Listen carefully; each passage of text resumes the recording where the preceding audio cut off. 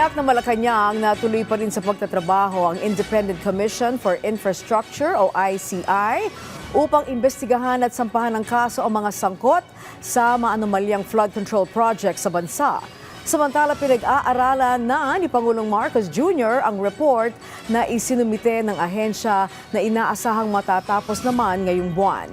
Si Kenneth Pasyente sa Sentro ng Balita Live. Angelique, pinag-aaralan ni Pangulong Ferdinand R. Marcos Jr. yung isinimuteng report ng ICI bago alamin kung ano ang magiging sunod na hakbang. Ayon sa palasyo, nasa mahigit 1,000 pahinang report ang ibinigay ng ICI sa Pangulo, kaya marapat lamang na mapag-aralan itong mabuti bago makapagdesisyon ang Pangulo sa magiging sunod na hakbang. Kailangan pong aralin, busisiin mabuti. Hindi po kasi ito basta parang nobela lamang na babasahin at magkakaroon na agad ng reaksyon. So, kailangan pong aralin mabuti para po maging reasonable at tama ang magiging desisyon po ng Pangulo. Bagaman walang eksaktong timeline, sinabi ni Castro na maaaring matapos na ngayong buwan ang paghimay sa isinumiting report ng ICI. Gayunman, tiniyak ng palasyo na tuloy sa trabaho ang komisyon. Wala naman po kasi nagiging gap sa pagtatrabaho. Patuloy pa rin po rin tatrabaho ang ICI. Nakapagbigay nga po sila ng report at nagkatatrabaho din po. Ayon din po sa ombudsman, sila din po ay papatuloy sa kanilang pag-iimbestiga. Tandaan po natin, marami na po kasi naisumite ang ICI sa ombudsman at sa DOJ. So yun po nga ang dapat nating hintayin kung ano po ang magiging resulta kung may maisa sa papang mga kaso. Muli ring nagbigay ng pahayag ang palasyo patungkol sa sinasabing kidnapping umano ang ginawang pagpapadala kay dating Pangulong Rodrigo Duterte sa The Hague. Giit ni Castro, ang naratibong ito ay paninira lamang sa Pangulo. Punto pa ng Malacanang, mismong ang dating Pangulo ang nagpahayag ng kahandaan na maaresto ng ICC kung magkakaroon ng arrest warrant.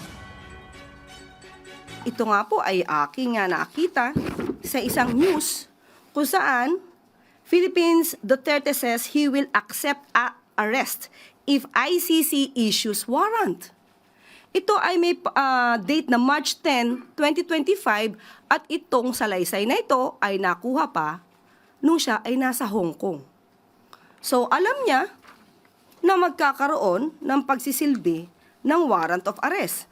Papaano nilang masasabing may kidnapping kung mismo ang dating Pangulong Duterte ay handang magpaaresto kapag ang warrant of arrest ng ICC ay nandyan na. Natanong din ng palasyo kung magmo-monitor ang Pangulo sa confirmation of charges ng dating Pangulo na nakatakda sa Lunes. Hindi po kailangan mag-monitor ng Pangulo. Ang sabi nga po natin, ang minomonitor po ng Pangulo ay yung interest po ng ating bansa. Kung meron po mangyayari sa hearing, ito po ay personal na po kay dating Pangulong Duterte. At tatandaan po natin na ang mga nagsampa po ng kasong to ay kapwa natin Pilipino. Pilipino nagsampa ng kaso, nirereklamo, ay kapwa natin Pilipino. Hindi po imo-monitor, pero syempre kailangan po maging updated ang Pangulo sa lahat na nangyayari. Dahil mga kapwa Pilipino natin ang nasasangkot dito.